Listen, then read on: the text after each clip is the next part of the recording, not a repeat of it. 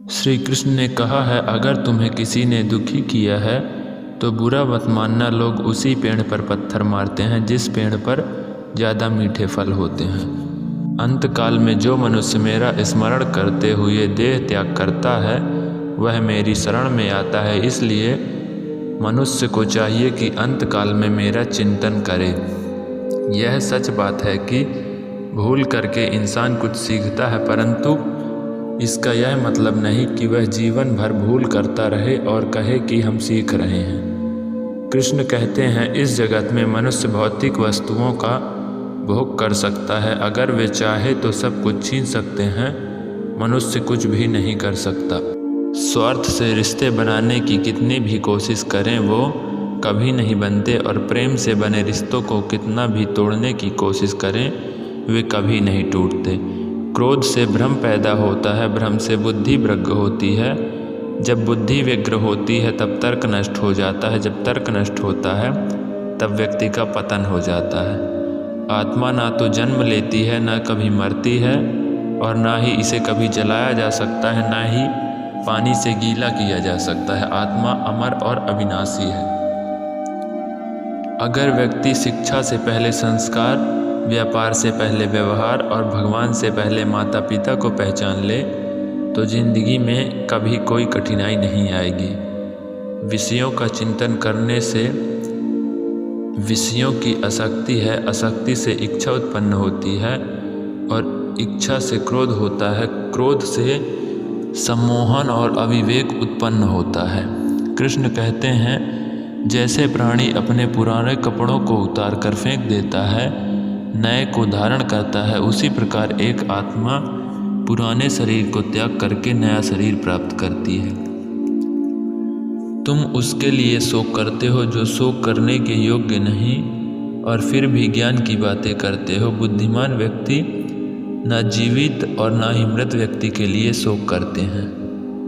मन की गतिविधियों, होश, हवास और भावनाओं के माध्यम से भगवान की शक्ति सदा तुम्हारे साथ है और लगातार तुम्हें बस एक साधन की तरह प्रयोग कर सभी कार्य कर रही है। हर किसी के अंदर अपनी ताकत और अपनी कमजोरी होती है।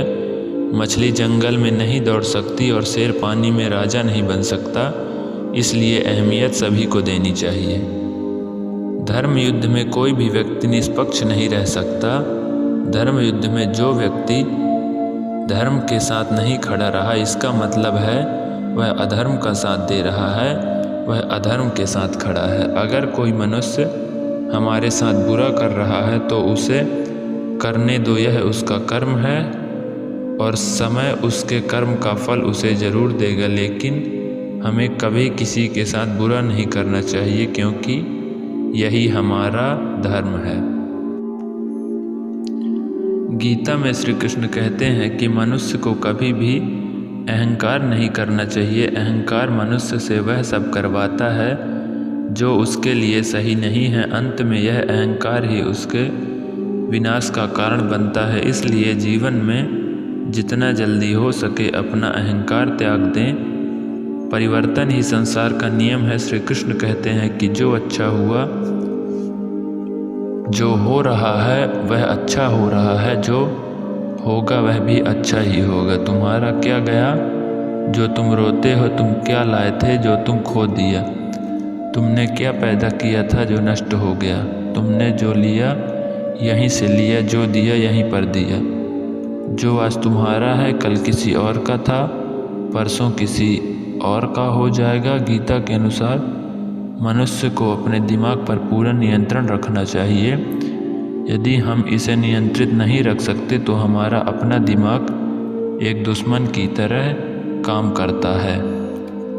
श्रीमद् भागवत गीता एक ऐसा ग्रंथ है जो मनुष्य को जीने का सही ढंग बताता है। गीता जीवन में धर्म, कर्म और प्रेम का पाठ पढ़ाती है।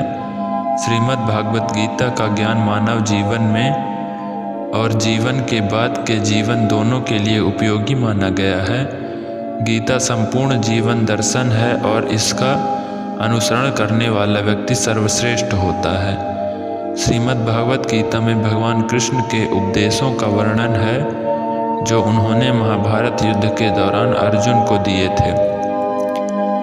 गीता की बातों को जीवन में अपनाने से व्यक्ति को खूब तरक्की मिलती है। गीता में लिखा है, किसी के बुरे वक्त में कभी हंसना, किसी बुरे वक्त में कभी मत हंसना, क्योंकि ये बुरा वक्त चेहरे याद रखता है। जिससे प्रेम करता हो उसे समझने की कोशिश करो, परखने की नहीं। श्री कृष्ण कहते हैं, सबसे अधिक क्रोध उन लोगों को आता है जो मन की पीड़ा को स्पष्ट रूप से नहीं कह पाते। मनुष्य का नसीब उतनी बार बदलता है जितनी बार वह ईश्वर को याद करता है।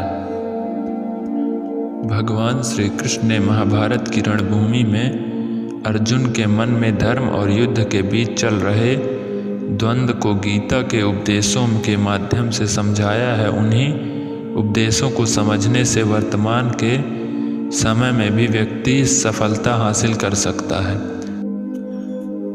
जो व्यक्ति मान अथवा अपमान में एक समान व्यवहार करता है, जो मित्र और प्रतिपक्ष में रहते हुए भी समान रूप से कार्य करता है, जो किसी प्रकार से अभिमान से रहित है, उसे श्रेष्ठ अथवा गुणवान व्यक्ति माना जाता है। इसलिए किसी भी परिस्थिति में अपना व्यवहार और संयम नहीं खोना चाहिए।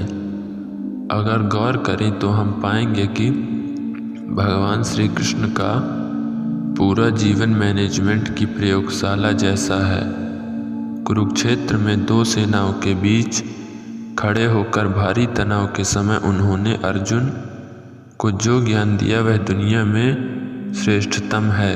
गीता का जन्म हुआ युद्ध के मैदान में दो सेनाओं के बीच जीवन की श्रेष्ठतम बातें भारी तनाव और दबाव में ही बाहर निकलती हैं। अगर आप दिमाग को शांत और मन को स्थिर रखने की कोशिश करें तो सबसे बुरी परिस्थिति में भी अपने लिए कुछ बहुत बेहतरीन निकाल पाएंगे। यही सिखाते हैं कृष्ण। गीता पढ़ने से पहले अगर इसी बात को समझ लिया जाए तो गीता पढ़ना सफल हुआ मानो। श्री कृष्ण का जीवन ऐसी ही बातों से भरा है।